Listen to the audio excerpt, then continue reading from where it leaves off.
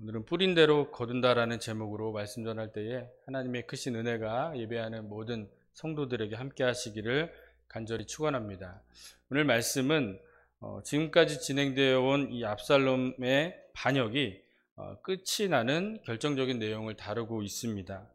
17장까지의 내용을 보면 다윗만 죽이자는 이 아히도벨의 좋은 계략이 채택되지 못하였고, 또 많은 백성들을 모아서 기습하여서 모두 죽이자는 이 후세의 계략이 채택이 됩니다. 이것은 하나님의 의도하심대로 된 것이죠. 그래서 위장전향한 다윗의 친구인 이 후세가 이 사독과 아비아달 제사장을 다윗에게로 보내서 채택된 자신의 이 계략 소식을 미리 알려주게 됩니다. 한편 아히도벨은 자신의 계략이 채택되지 못한 것으로 인해서 자기 고향으로 돌아가서 목매어 자살을 하게 되죠. 이 압살롬의 전략 소식을 들은 이 다윗은 요압, 아비새 이때 중심으로 이 세 무리 군대를 편성합니다. 이때 다윗은 전투에 출전하고자 했지만 백성들의 만류로 출전하지 않았고, 또 부탁하기를 젊은 압살롬을 너그러이 대우하라 라는 부탁을 하게 됩니다. 그래서 압살롬 군대와 다윗 군대가 에브라임 수풀에서 전투를 시작하게 됩니다. 결과는 어떻게 되었습니까? 압살롬이 이끈 이스라엘 백성들은 다윗의 부하들에게 지고 맙니다. 2만 명의 사상자를 내고 큰 패배를 하게 되죠. 이 전투에서 진 압살롬은 노새를 타고 도망을 쳤는데 큰 상수리 나무 가지에 머리가 걸려서 대롱대롱 매달리게 됩니다. 이 다윗은 젊은 압살롬을 너그러이 대우하라 이런 부탁을 하게 되었는데, 그런데 요압은 지체할 수 없다면서 이 매달려 있는 압살롬의 심장을 찌르게 되죠. 그리고 요압의 무기든 자 10명이 에워싸여서 죽게 됨으로써 이 압살롬의 반역은 끝이 나게 됩니다. 또 사독의 아들 아히마아스가 있는데요. 왕에게 이 원수 갚은 소식을 전하게 해달라고 요압에게 요청을 했는데 받아들여지지 않습니다. 요압은 구스 사람에게 이 본 것을 왕에게 가서 말하도록 보냅니다. 아히마아스가 요압에게 계속해서 간청을 하니까 가기를 허락하였고, 아히마아스는 먼저 출발한 구스 사람보다 더 빨리 달려서 다윗에게 먼저 승리 소식을 알리게 되죠.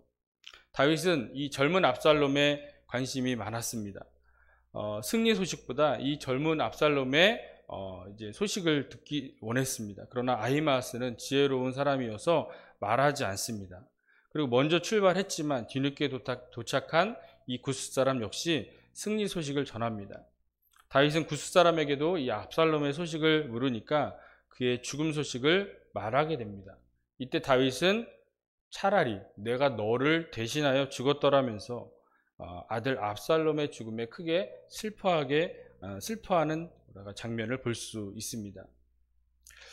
오늘 말씀은요, 이 아들이 아버지를 반역하는 이야기 또는 반역죄를 저지른 아들의 죽음 이야기를 말하는 것이 아닙니다. 죄의 결과가 얼마나 끔찍하고 또 잔혹한지를 말씀하고 있는 것입니다. 다윗은 이 압살롬의 죽음에 대해서 왜 그토록 슬퍼하고 있는 것입니까? 아들의 죽음이기도 하지만 그것은 자신이 지은 죄의 결과였기 때문이죠. 다윗의 범죄는 이 밧세바와 간통한 것부터 거슬러 올라갈 수 있습니다.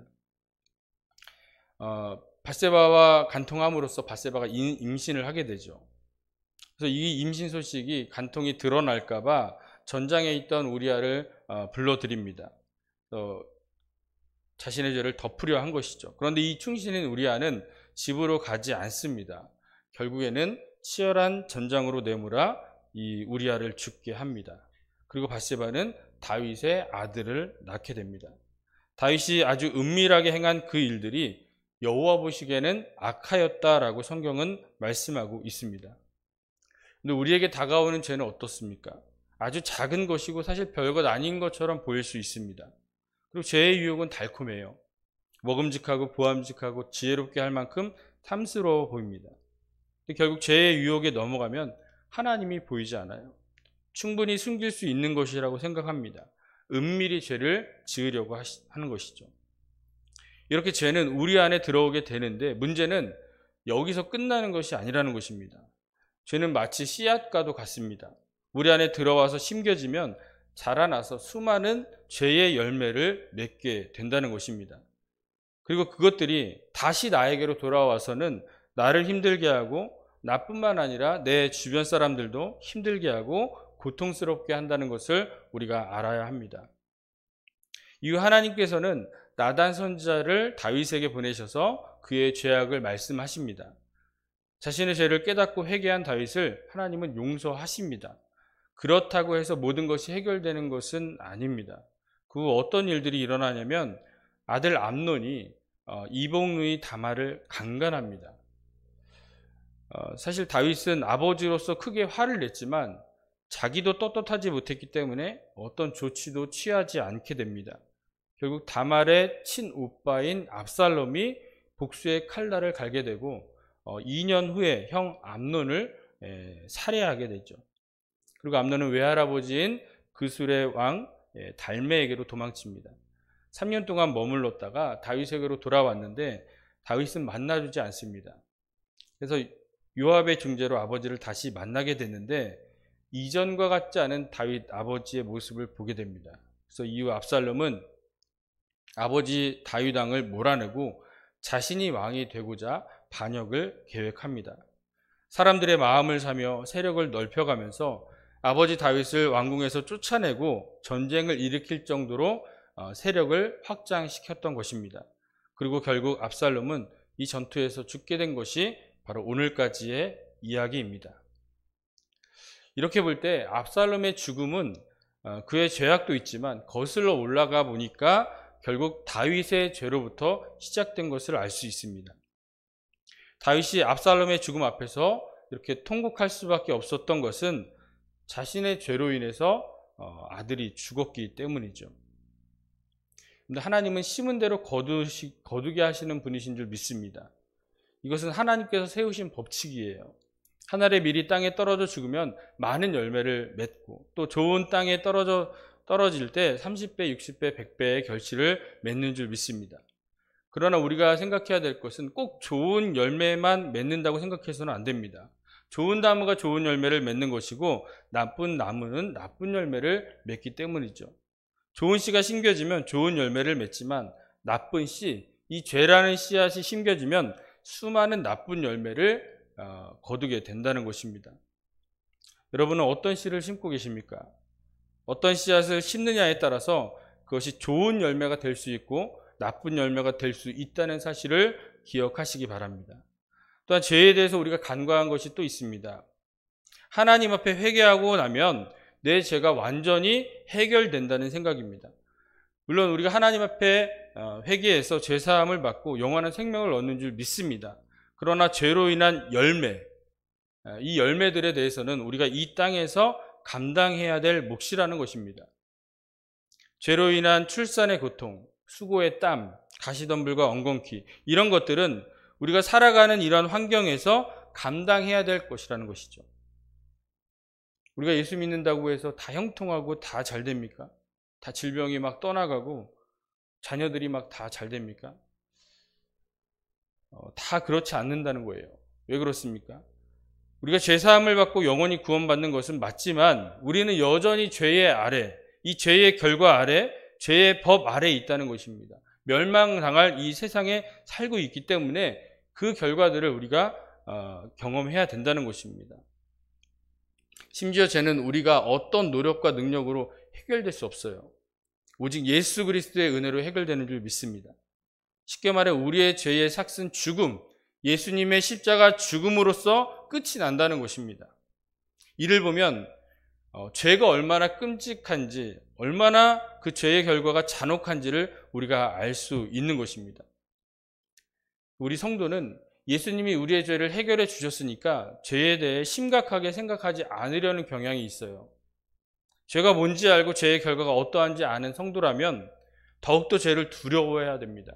어떤 질병이나 사고나 고통보다도 두려워해야 될 것은 바로 죄이며 죄의 결과입니다. 이를 알고도 짓는다면 모르고 짓는 것보다 더 큰 책임을 물으시게 될 것입니다. 다윗이 지은 이 죄의 결과는 어떻게 되었습니까? 갓난 아기가 죽고요. 자녀들 간의 성폭행이 일어나고요. 살인이 일어납니다. 전쟁으로 인해서 2만 명이 죽고요. 압살롬도 죽게 되었습니다. 다윗은 자신의 죄의 결과가 얼마나 끔찍한지 알았던 것입니다. 그래서 압살롬이 반역은 했지만 자신의 왕위를 크게 위협했지만 그가 죽지 않기를 간절히 바랐던 것입니다. 이런 다윗의 심정과 입장에서 우리 33절을 다시 읽어보겠습니다. 33절입니다. 시작. 왕의 마음이 심히 아파 문 위층으로 올라가서 우니라. 그가 올라갈 때에 말하기를 내 아들 압살롬아, 내 아들 압살롬아, 차라리 내가 너를 대신하여 죽었다면 압살롬 내 아들아 하였더라. 아들의 죽음에 의한 슬픔이기도 하지만 이전에 자신이 지은 죄의 결과라는 것을 알았다는 것이죠.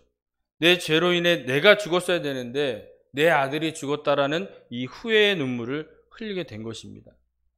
이렇게 다윗은 자신의 범죄로 인해 끔찍하고 또 수많은 이 결과들을 경험하였습니다. 그런 말이 있죠. 자라보고 놀란 가슴 소뚜껑 보고 놀란다. 다윗은 이 밧세바를 범한 이 간음죄로 얼마나 많은 어려움과 고통을 당했는지 나중에 후에 나이가 많아서 늙은 다윗은 이 아리따운 처녀, 이 수냄 여인 아비삭을 그에게 데려왔어도 그와 잠자리하지 않는 것을 보게 됩니다.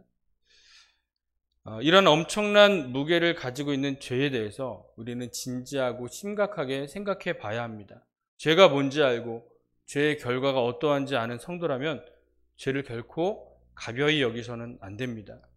한 사람으로부터 온 범죄가 온 인류를 멸망당하게 할 수 있습니다. 죄라는 것은 이토록 무서운 것입니다. 그러나 하나님께서는 온 인류를 구원하시기 위해 이 땅에 예수님을 보내주신 줄 믿습니다. 그 누구도 해결할 수 없는 죄의 문제, 죄의 열매들, 그로 인한 고통과 멸망에서 구원하시기 위해 이 땅에 예수님이 오신 줄 믿습니다. 우리의 죄를 사해 주시고 우리가 영원한 생명을 얻고 구원 얻기 위해 예수 그리스도께서 십자가에 못 박혀 죽으신 줄 믿습니다.